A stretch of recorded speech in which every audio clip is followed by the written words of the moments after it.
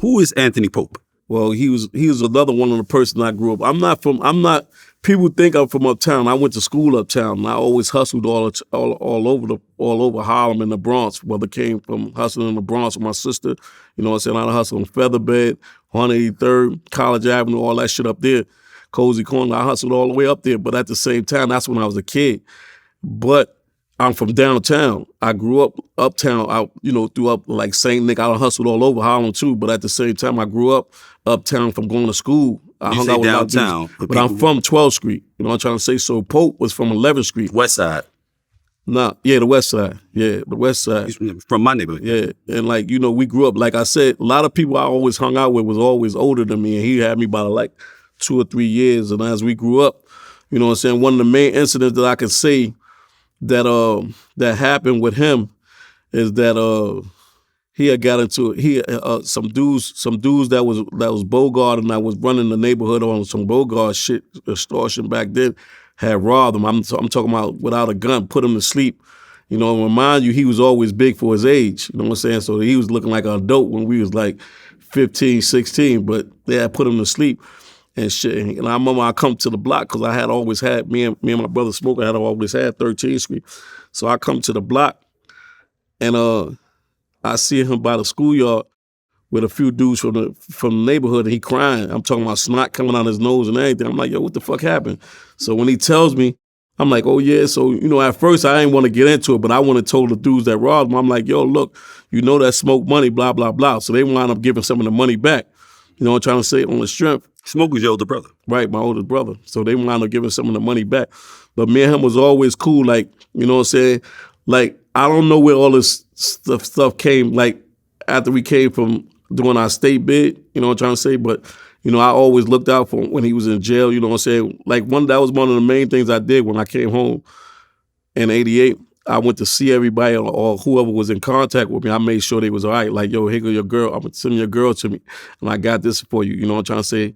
And one thing about it, people can say a lot of bad things about me, but I never left nobody in jail. I paid that bail money. You know what I'm trying to say? So I got to say that, And I'm like I'm sitting here and I'm telling y'all this story.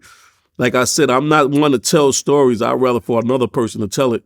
But pretty soon, these people gonna have to come out and collaborate these stories. You know what I'm saying? Certain things like that. So they ain't always got to think that I'm a bad guy. You know what I'm saying? Right. Right. It's like I said, I stay on joke time. Right. You know what I'm saying? No doubt. Did the government ever offer you a deal? Nah, that's one of the things that detectives said on the when you first come in, when you first get arrested, the arresting officers and all that shit, they try to lead you into something like that and everything like that. You know what I'm trying to say? But J. Ma, he said on the stand, you know what I'm saying? Because every time I got arrested in a state, you know what I'm trying to say? They always try to get you to sign the waivers or all that stuff to waive your rights or all like that. But he said on the stand, he said, yo, Griffin was non-approachable when it came to certain things because he'd get arrested and he'd be in the bullpen quiet. Even when I put him in the lineup, he'd try to hold his head down. All this is on record. You know what I'm saying? He'd hold his head down like he ain't want to be for somebody to pick him up out of lineup without his lawyer being there. So it's like he knew off the top what was, you know what I'm saying, what to say and what to do. You know what I'm trying to say? So he said that because one of my co-defendants that was arrested with us, he was telling from the street. You know what I'm trying to say? Meaning that he was telling, when I say he was telling from the street, he was getting arrested and we not understanding, you know what I'm saying? Like, you know what I'm saying? Even little bullshit, he is getting out. You know what I'm trying to say? No bail, no bail, no nothing. You know what I'm saying? But then we found out when we got arrested, the J. Ma was like saying like, yo, we ain't worrying about this person because he was saying that we ain't worrying about the case because we already got one that's telling. And we was like, who the fuck is it? You know what I'm saying? But yet no, he's still going to court with us. But then we found out when he stopped going that he was telling from the street. So he always had somebody that was telling on the case. So that's like... So before y'all were taken off the street. Right. So when I look at it, I was like, when I watch these mob stories, I was like, God damn, I would have never thought this in a million years that my case was going to be a mob case where I'm going to be faced with a RICO charged with the mob been charged with, or I'm going to have an inside man, you know what I'm saying, telling us telling them, you know what I'm saying, telling straight our daily operations and all what's going on and who's doing this and all this shit like this. But I'm glad he was an underhand, whereas I never did nothing, you know what I'm trying to say, outside of, you know what I'm saying, distributing drugs with him. You know what I'm saying? Anything else, I was like, man, damn, you know what I'm saying? You know? That's crazy. The game is dirty, dirty, man. It is what it is, man. True I mean, you know, and probably even worse today. Oh, no doubt. There's a lot of people playing that's not qualified. You know? They're not qualified. They don't know what they're in for, but they do know they got an option that didn't exist for us like that. You know what I mean? Which is going against their comrades, and whatever happens after that, they ultimately can come back to their community and be accepted. And if they're getting $2, they definitely gonna be accepted. Well, you see where I'm at, man. You know, regardless of what motherfuckers may say behind my back or behind my day one dudes, I'm with day one dudes that, you know what I'm trying to say, from junior high school and all that shit. That's who I be with now, you know what I'm saying? Those that stand up and been here, you know what I'm trying to say, those that checked for me, made sure I was good, doing my bit, you know what I'm trying to say, you know? That's who I'm with, you know? Other than that, I don't try to have no new friends, no none of that. I'm good, you know? Who was Darnell Wells? Oh, I ain't going into all that. You already know all that. We ain't going into none of that. So if he telling you to feed off of that one, nah, we ain't going to none of that. That's for a later date. And who was Sunday? Like I said, we ain't even got to go into none of that. You know what I'm saying? Right now, I feel that, even though the questions, I don't know if the questions is put there by you or whoever, I'm feeling that that's a violation, you know what I'm trying to say, this interview right here, because like I said, certain things I'm not going to talk about, you know what I'm trying to say, whether I was convicted of it or not. You know what I'm trying to say? Certain things y'all privileged to know about, certain things that y'all not privileged to know about. You know what I'm trying to say? Maybe y'all might hear about it in a later date, but you know what I'm saying? Right now, nah, we ain't doing that one. You know what I'm saying? Like I said, that's a violation. Respect. You know? Respect. Absolutely. Now, I don't know if you were a part of this, but I know that I saw this article. I came across it last night online that is in my former publication, Don Diva. And it's an article about gangbangers. The title is Gangbangers Sue Magazine Over Story Detailing Their Exploits. Right, this is from July 28th, 2015. It says 4 convicted Harlem gangbangers are suing a magazine that detailed the crack dealing and murders that got them busted in 1995, according to their new federal defamation lawsuit. It said Don Diva, an urban lifestyle magazine, ran a story last April about the 142nd Street Lynch Mob and how the gang made millions selling crack. It's a quote here. It says, punishment for challenging the 142nd Street Lynch Mob, controlling narcotics and all that, whatever, swift and deadly. All right. So it says the 4 plaintiffs were members of the Lynch Mob and that they wanted to sue Don Diva for their recounts. I think it was one plaintiff was Derek Razor, who they say here committed murder. Plaintiff Ralph Wallace carried 500 crack vials and used a 16-year-old teen as a human shield during a shooting. And plaintiff Edward Funches smuggled drugs between Alabama and the East Coast. You were not a part of this lawsuit. No. All right. I read the article last night, and you were the person that was interviewed in that article. Right. So these guys who are mentioned here, what was their disposition in the case that they would take this position? Well, basically, I guess... You said what you said. That's what it was. Basically, what happened was Don Diva just took whatever they knew of the case and put it in there. My story was based on Don Diva. If you read it, it would just be, you know what I'm saying, explaining my case, what I was locked up for, you know what I'm trying to say. And,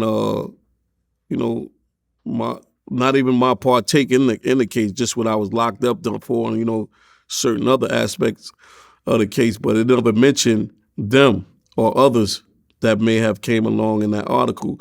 I guess that was just Don Diva format of doing that. You know what I'm saying?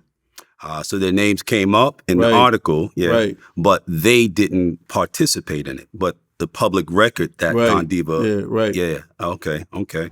Have you ever run into anybody who was caught in the line of fire of anything that transpired in the process of you handling the business at any point? No, not at all.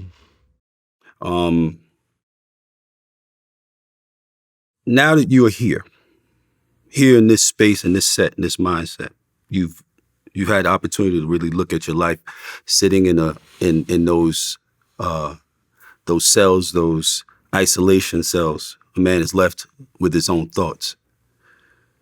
The actions that a 17-year-old, 18-year-old, 19-year-old Lou took, how did 30-year-old or 35-year-old Lou look at those actions taken by the Lou of 15 years earlier? Well, even now, I realize that, you know what I'm saying, I was just a product of the street, you know what I'm trying to say, at a young age. I don't have a lot of opportunity that the youth have today. You know what I'm trying to say? Right now, you ain't got to sell drugs to get rich. There's so many other opportunities for you to get. You can sit down and write a book and just publish it yourself. You know what I'm saying? And then you got a lot of job opportunity that you know what I'm saying, you can take care of yourself. So I didn't have that when as growing up. Like I said, it was 10 of us. So we was all in the street. You know what I'm saying? You know, and you got to remember, it was still racism back then, more pronounced than it was today. So, you know, so when I say that, to say that, you know, like I said, I don't have a lot of opportunities. But if I had, you know what I'm saying, maybe I would have changed.